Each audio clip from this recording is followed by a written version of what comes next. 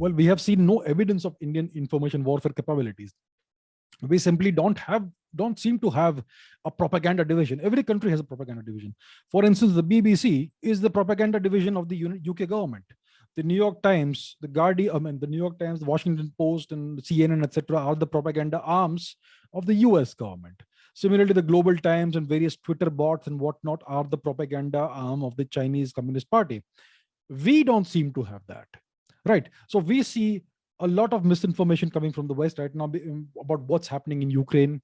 We have a lot of misinformation coming from the US, from the UK, from the Ukrainian government, etc. And it is all disseminated on various social media channels such as Twitter, Facebook, etc.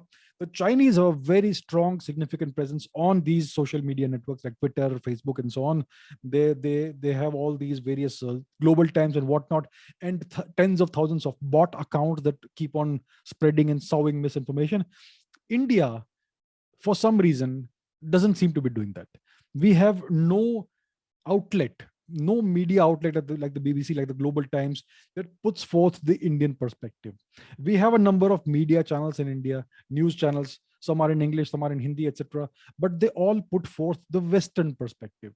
We don't get to see an Indian perspective in global geopolitics, on the Ukraine-Russia conflict, on anything at all. It's always a Western perspective. For instance, there are certain news channels which I will not name here.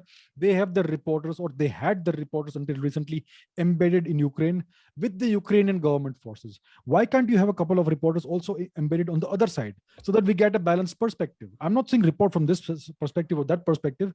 Give us both the perspectives to see what's happening in the war from both sides. That would give the people of India a balanced, objective outlook, but they will not do it. They will only report from one side.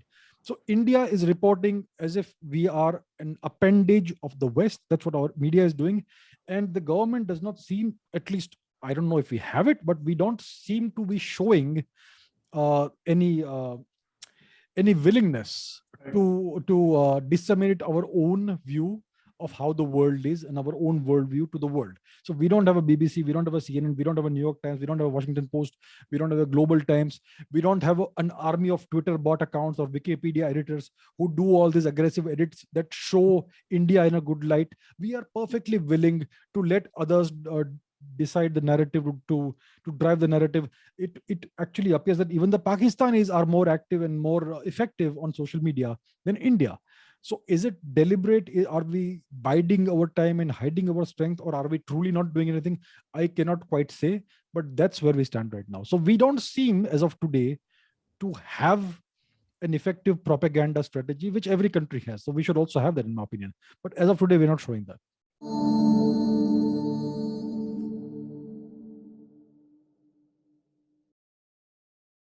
Please remember to subscribe to us and switch on the notifications for this channel.